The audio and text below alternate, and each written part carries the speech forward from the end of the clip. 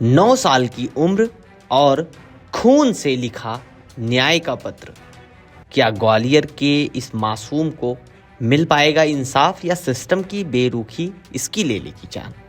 जी हाँ, मध्य प्रदेश के ग्वालियर से एक ऐसे रूह कपा देने वाली तस्वीर सामने आई है जहां जिंदगी और मौत के बीच जंग लड़ रहे 9 साल के यशवर्धन राठौर ने अपने ही खून से पत्र लिखकर केंद्रीय मंत्री ज्योतिरादित्य सिंधिया से न्याय की गुहार लगाई है।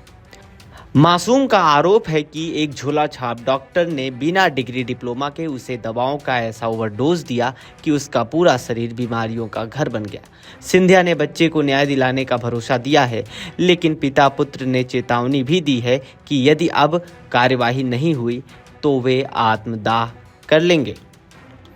ग्वालियर एयरपोर्ट पर जब केंद्रीय मंत्री ज्योतिरादित्य सिंधिया पहुंचे तो तीसरी कक्षा में पढ़ने वाला यशवर्धन अपने पिता मोनू राठौर के साथ वहां खड़ा था।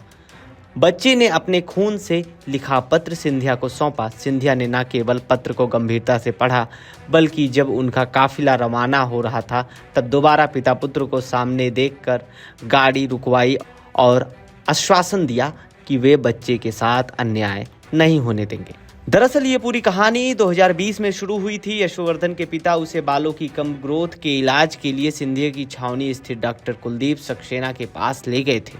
आरोप है कि 4 साल चले इलाज में फायदे की जगह नुकसान हुआ। बच्चे के बाल पूरी तरह गायब हो गए, आंखों की रोशनी कम हो गई और दांत टेढ़े होने लगे। एम्स दिल्ली के डॉक्टरों ने इसे क्रिटिकल केस बताया। पिता का दावा है कि आरटीआई से पता चला कि डॉक्टर के पास डर्मेटोलॉजी की कोई भी डिग्री नहीं थी और वो अपनी पत्नी के नाम पर रजिस्ट्रेशन कर प्रैक्टिस कर रहा था। स्टेरॉइड के हैवी डोज ने मासूम का भविष्य अंधकार में डाल दिया। सीएमएचओ से लेकर मुख्यमंत्री तक गुहार लगाने के बाद भी जब सिर्फ जांच की आश्वासन मिली तो हार कर मासूम को अपने खून का इस्तेमाल करना पड़ा। अब परिवार के पास खोने को कुछ नहीं बचा है। उनका कहना है कि अगर इस बार भी न्याय नहीं मिला तो वो आत्मदाह जैसा आत्मघाती कदम उठाने को मजबूर होंगे।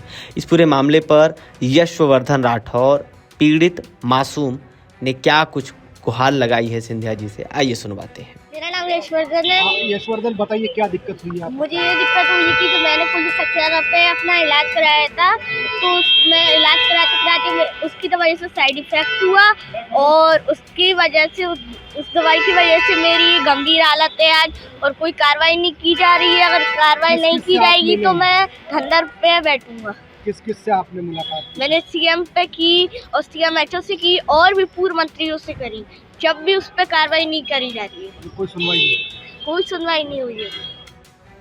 खैर, आपने सुना कि यशवर्धन ने क्या कुछ कहा, लेकिन एक मासूम का खून से लिखा पत्र प्रशासन की कार्यप्रणाली पर एक गहरा दाग है। अब देखना होगा कि सिंधिया के इस हस्तक्षेप के बाद क्या उस कथित डॉक्टर पर कार्यवाही होती है या परिसर को बड़ा कदम उठाना पड़ेगा। ब्यूरो रिपोर्ट, नव भारत लाइव।